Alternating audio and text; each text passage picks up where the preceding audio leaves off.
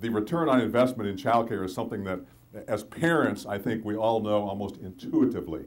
You know, if you raise a child, the difference that we make in our children's lives before they even start preschool, before they even start kindergarten or first grade, is just evident to anyone who is a parent. Now that I'm no longer governor, I've had a chance to do some research and writing. Dr. Lasley keeps me busy on that front. You know, it is so clear in the literature. Every study documents the incredible impact that good, high-quality early child care has on learning and success later in life.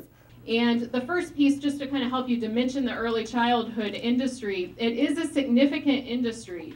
And it represents, according to the Build Ohio study that was done in 2005, it represents $1.95 billion each year. And there was, in one of our regional meetings, a moment of pounding on the table by one of the CEOs, which I will never forget, saying we've got to get serious about this in the state of Ohio. If we're really going to move the school readiness needle, we've got to start talking about public investment.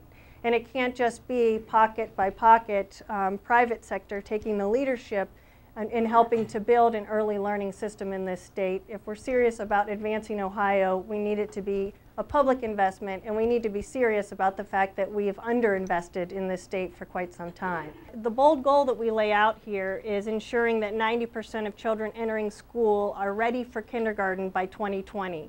And that means a couple of things. One, we've got a lot of progress to make because we know that 60% of Ohio school children, or kids entering school today, are not ready for kindergarten on just basic measures of early literacy.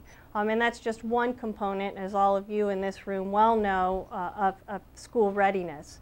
And two, it means that the business community has got to make a long-term commitment to this. As a couple of the previous speakers have indicated, you know, it is a critical issue for a couple of reasons for the business community. One, to attract a skilled workforce, you have to have quality early learning settings available to those parents and families. And two, to develop a skilled workforce. So kids coming out of Ohio's educational system, they need to have this quality early learning foundation if we're really going to get the skilled workforce we need.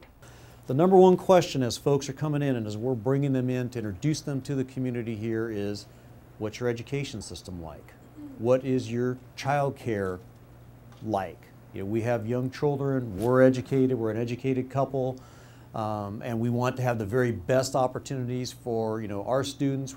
There's study after study, and you can go on the web and search them, and I did, you know, that shows kids that are engaged in early childhood care and development with enriched programs are, you know, more likely to graduate from high school and more likely to graduate from college. And so it is an investment, just as Mr. Heckman, Dr. Heckman said there earlier, you know, 10% per year. I mean, that is incredible.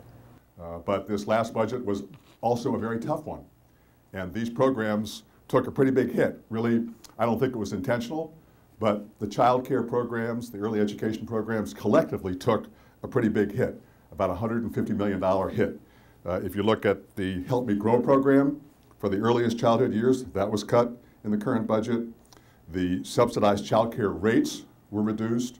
The public preschool program, which is now known as early childhood education, was cut. And then, as Robyn mentioned, unfortunately, the early learning initiative that we had developed was totally eliminated. And in fact, if you look at where Ohio stands relative to other states over the course of the last couple of years in closing budget gaps, related to early learning in particular, we lead the nation in the percentage of cuts that the early learning programs and services have seen across the country, which you know, makes a statement about how the early learning services have been prioritized in Ohio, quite frankly.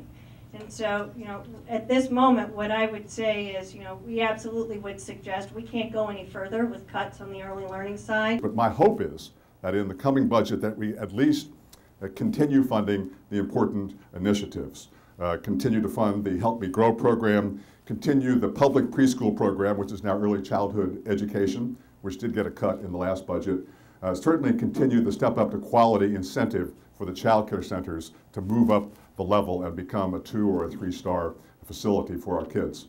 My last really parting word of encouragement to our legislators is I hope that you will really dig into this issue. I mean, this is an opportunity to really learn about something that is so important to the future of the state of Ohio. Visit a couple centers, visit a 1-star, visit a 3-star. Learn about this issue, because my experience in the legislature, 1 or 2 knowledgeable, passionate legislators on any issue can make a huge difference. And I would encourage you to do that, because this could be the most important thing we all could be doing for the future prosperity and for the future leaders of the state of Ohio. I'm going to just share a little bit about what Ready, Set, Soar is. We are the Early Childhood Initiative for the Dayton region, and our vision is to see that every child begins kindergarten ready.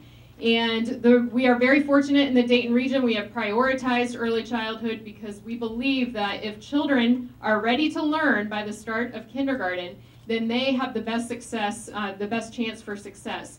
It's in those critical years from birth to age 5 that we lay the foundation for children so that they can attain their full potential.